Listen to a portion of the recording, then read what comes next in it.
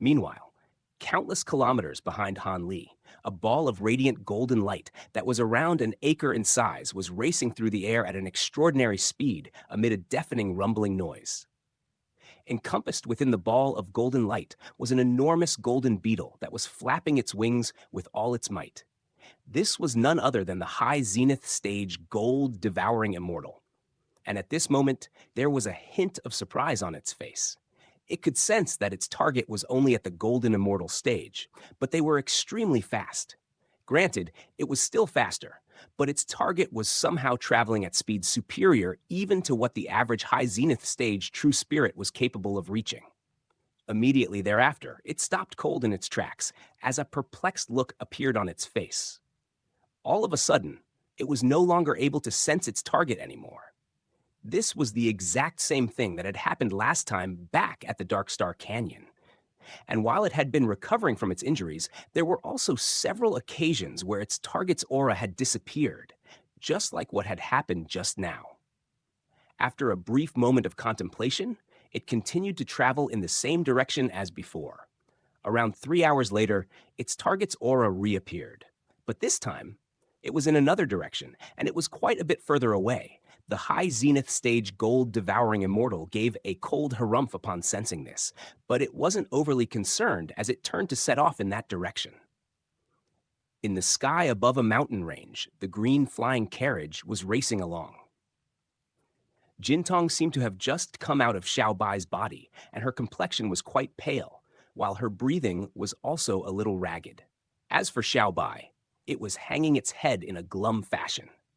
Han Li's brows furrowed slightly at the sight of Jintong's terrible condition, and he swept a sleeve through the air to release a pile of spirit treasures, all of which seemed to be of quite a high caliber.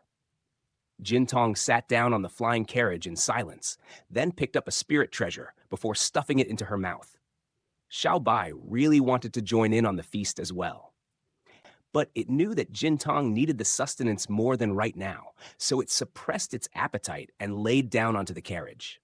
Right at this moment, a golden storage ring fell onto the ground in front of it, and Han Li's voice rang out beside its ears. "Xiao Bai, you have something to eat as well." "Thank you, master."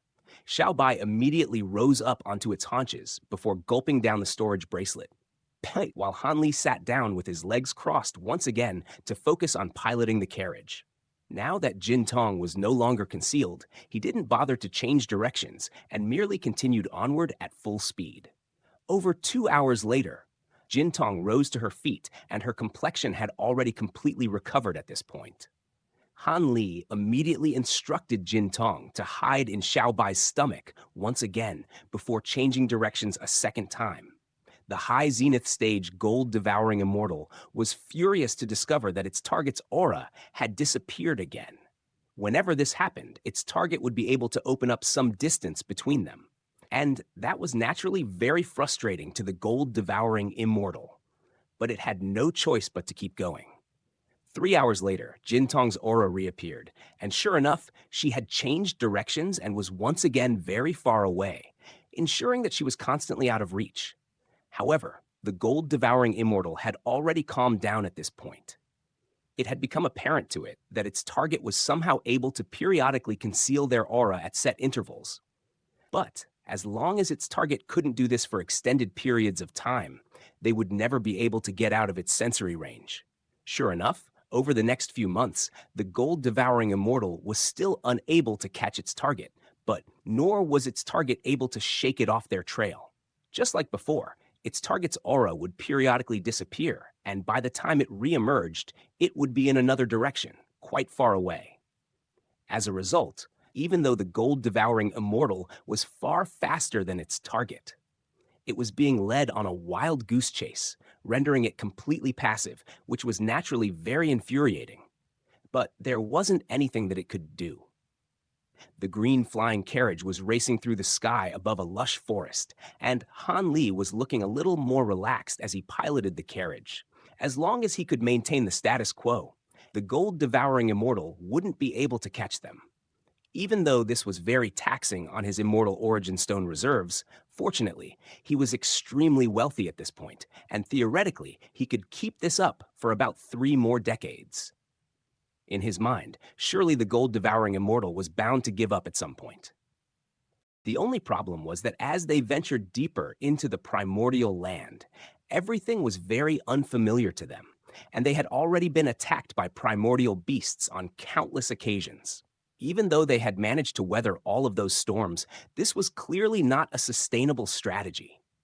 The deeper they ventured into the primordial land, the more at risk they would be. At this moment, Jin Tong was crunching on a spirit treasure, while Xiao Bai was resting off the side with its eyes closed. Right at this moment, a hideous screeching sound rang out from the dense forest down below, and just that sound alone was enough to send a burst of sharp pain spearing into Han Li's soul. He hurriedly rose to his feet, just in time to see a massive gray shadow rising up from the forest down below, and it wasn't much slower than the carriage. Han Li immediately activated his bright sight spirit eyes, upon which he was able to identify the gray shadow as an enormous gray bird with a fleshy black comb on its head. As opposed to feathers, the bird had a layer of short gray fur clinging tightly to its skin, giving it an unsightly appearance. At the same time, it was giving off a tremendous aura that indicated that it was at the pinnacle of the golden immortal stage. Han Li had no interest in getting caught up in a battle against such a formidable primordial beast, and he immediately swept a sleeve through the air to release a small white flag, which swelled to several thousand feet in size before unfurling itself to reveal a sea of clouds. This was one of the immortal treasures that Han Li had secured from Gongshu Ju. The sea of clouds etched onto the flag began to glow with spiritual light, and a boundless expanse of white mist instantly surged out of the flag before descending toward the gray bird. The giant gray bird screeched as the comb on its head lit up with dazzling gray radiance, following which it flapped its wings vigorously, releasing a gust of gray wind that transformed into a formidable gray tornado. The gray tornado was giving off hints of law power fluctuations. It tore through the sea of clouds with ease, then swept directly toward the flying carriage. At the same time, countless massive blades of gray wind appeared within the tornado, and it was clear that these were no ordinary blades of wind. Han Li hurriedly made a hand seal to bring the flying carriage to halt, then swept a sleeve through the air to release 3 yellow badges, which appeared in front, to the left, and to the right of the flying carriage. Waves of yellow light surged out of the 3 badges, forming a thick yellow light barrier around the flying carriage. As soon as the yellow light barrier took shape, it was instantly ravaged by the barrage of countless gray blades of wind, causing it to ripple incessantly. But ultimately, it was able to keep the blades of wind at bay. Not only that, but the yellow light barrier was even able to repel some of the blades of wind, sending them hurtling back toward the gray bird, which immediately took evasive measures, seemingly quite wary of the blades of wind. At the same time, Han Li opened his mouth to release a burst of azure light that flew into the white flag, and another cloud of mist instantly surged out of the flag before taking on the form of 7 or 8 dragons that wrapped themselves around the giant gray bird in a flash. These misty dragons were imbued with a great deal of immortal spiritual power from Han Li, and they were able to temporarily restrain the gray bird. However, instead of taking advantage of this opportunity to try and slay the bird, Han Li immediately made a hand seal to send the flying carriage racing around the giant gray bird as a streak of green light. A few moments later, a loud thump rang out from behind the carriage, and the gray bird had struggled free from the misty dragons before setting off in pursuit of the carriage once again. Han Li paid no heed to it as he continued to pilot the carriage onward, and it didn't take long before the gray bird was left far behind. After shaking off the gray bird, Han Li heaved a faint sigh of relief, then stowed the white flag and yellow badges away. No more than 2 hours later, a burst of buzzing rang out from up ahead, and a massive purple cloud erupted out of the forest down below before sweeping toward the flying carriage. Han Li focused his gaze on the purple cloud to discover that it was a swarm of countless purple hornets, each of which was the size of a millstone. They had sword-like hooked stingers that were glowing blue trailing along behind them, clearly indicating that they were filled with extremely potent poison. Han Li summoned those 3 yellow badges to protect the flying carriage once again upon seeing this.